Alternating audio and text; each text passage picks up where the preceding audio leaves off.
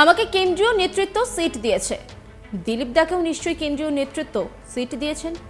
সেখানে তো ঘুম থেকে উঠে বলে দিলাম এই আসনে এই হবে, তা হয় না। আমাদের দলটা তেমন তো নয়, তবে নিশ্চয়ই কিছু তো হয়েছিল যার জন্য আমাকে ওখানে পাঠানো হয়েছিল। বাকিটা তো দিলীপ দাকেই উত্তর দিতে হবে। দিলীপ ঘোষের কাটিবাজির জবাব দিলেন অগ্নিমিত্রা পাল। হার নিয়ে দিলীপ ঘোষের মুখে শোনা গিয়েছে কাটিবাজির কথা। তবে মেদিনীপুরে বিজেপি যাকে এবার প্রার্থী করে জেতা সিট খুইয়েছে সেই অগ্নিমিত্রা পাল দিলীপ ঘোষের কাঠিবাজি তত্ত্ব মানতে নারাজ। বরং তিনি হারের কারণ কি তার রিপোর্ট পাঠাচ্ছেন দিল্লিতে। এই প্রসঙ্গে অগ্নিমিত্রা পাল বলেন, দিলীপ দা খুবই দক্ষ রাজ্য সভাপতি ছিলেন, কেন্দ্রীয় নেতৃত্ব ঠিক করবে।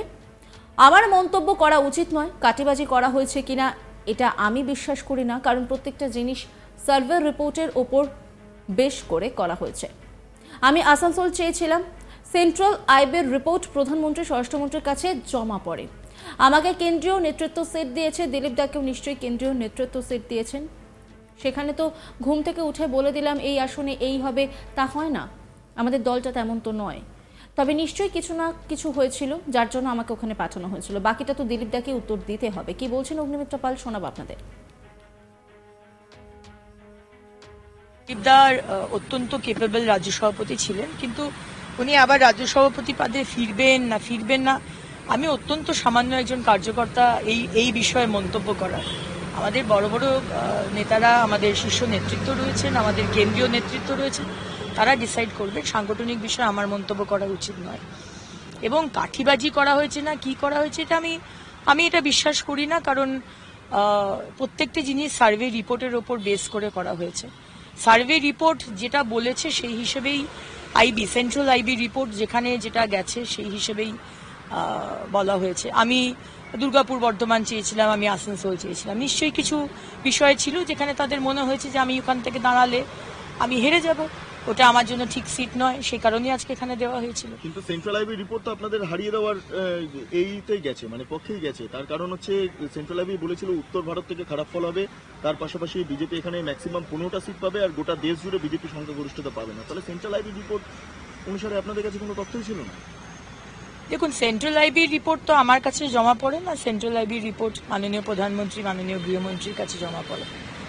এবং আমি এই উত্তরটা দিচ্ছি এই প্রশ্নে, আপনাদের এই প্রশ্নে, যে দিলীপদা যেটা বলেছেন যে কাঠিবাজি হয়েছে, আমি তো একজন সাধারণ সম্পাদিকা হয়ে, একজন দায়িত্বপূর্ণ এমএলএ হয়ে বা বিজেপির একজন প্রার্থী হয়ে আমি এইটাতে সহমত নই। কারণ কি, সিট আমাকে দিয়েছেন কেন্দ্রীয় নেতৃত্ব এবং দিলীপ দাকেও নিশ্চয়ই সিট দিয়েছেন কেন্দ্রীয় নেতৃত্ব, এবং ইনফ্যাক্ট প্রত্যেকটা সিটই কেন্দ্রীয় নেতৃত্ব ডিসাইড করেছেন। এবং সেখানে জাস্ট ঘুম থেকে উঠে আমি বলে দিলাম যে ইনি হবেন এই সিটে, তা তো হয় না। প্রত্যেকটা জিনিসের, এবং আমাদের অত্যন্ত রেজিমেন্টেড পার্টি, আপনি দেখেছেন বহু মাস ধরে আমাদের প্রতিটা সিট নিয়ে কাজ, প্রতিটা সিট নিয়ে বৈঠক হয়েছে, এবং সেটা নিয়ে নিশ্চয়ই কিছু অ্যানালিসিস হয়েছিল যে কারণে আজকে আমাকে ওইদিকে পাঠানো হয়েছিল। বাকি বিষয়টা তো দিলীপ দাকেই উত্তর দিতে হবে। 5 জন দিলীপ ঘোষ শুনিয়েছিলেন, আমাকে দল যখন যা বলেছে আমি নিষ্ঠার সঙ্গে পালন করেছি, কোনো ফাঁক রাখিনি। তবে যারা আমাকে ওখানে পাঠিয়েছেন তাঁরা ভাববেন। একই সঙ্গে দিলীপ বলছেন চক্রান্ত এবং কাঠিবাজি রাজনীতির অঙ্গ। আমি ব্যাপারটা সেভাবেই নিয়েছি, তারপরেও যথেষ্ট পরিশ্রম করেছি, কিন্তু সফলতা আসেনি। রাজনীতিতে সবাই কাঠি নিয়ে ঘুরতে থাকে। কি বলেছিলেন তিনি, শোনাবো আপনাদের।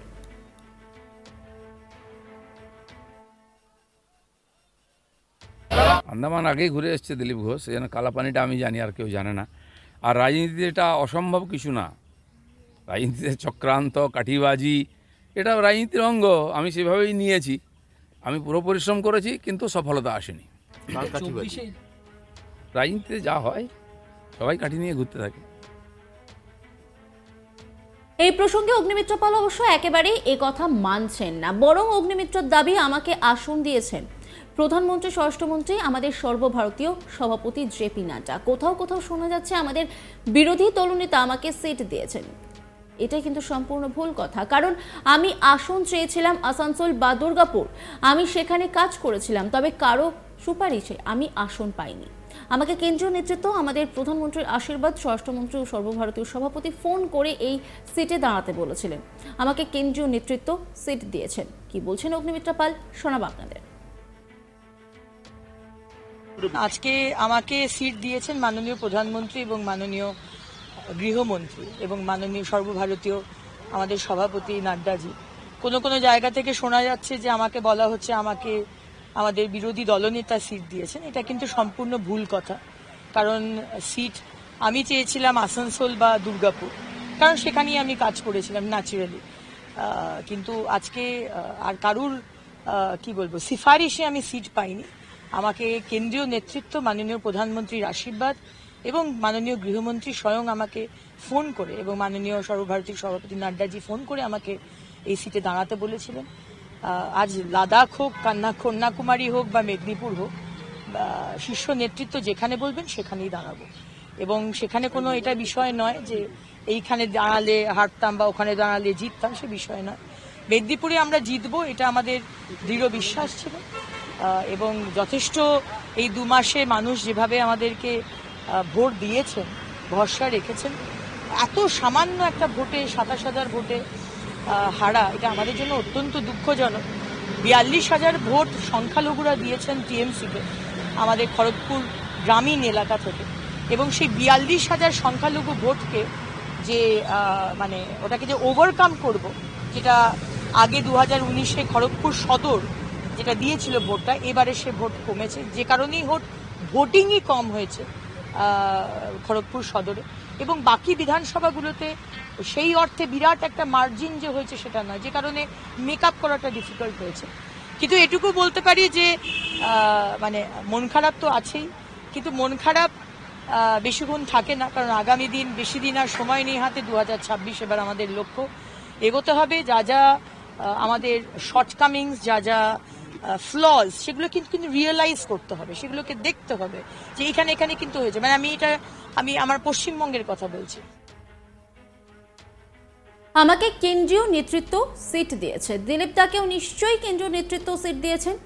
সেখানে তো ঘুম থেকে উঠে বলে দিলাম এই আসনে এই হবে, তা হয় না। আমাদের দলটা তেমন তো নয়, তবে নিশ্চয়ই কিছু তো হয়েছিল যার জন্য আমাকে ওখানে পাঠানো হয়েছিল। বাকিটা তো দিলীপ দাকেই উত্তর দিতে হবে। দিলীপ ঘোষের কাঠিবাজির জবাব দিলেন অগ্নিমিত্রা পাল।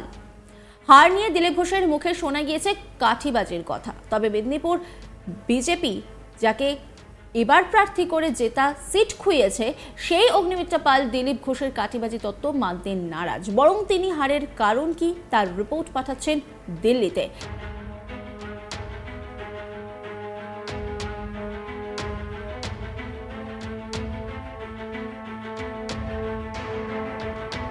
নজর রাখুন আজ তাক বাংলার ইউটিউব স্ট্রিমিংয়ে।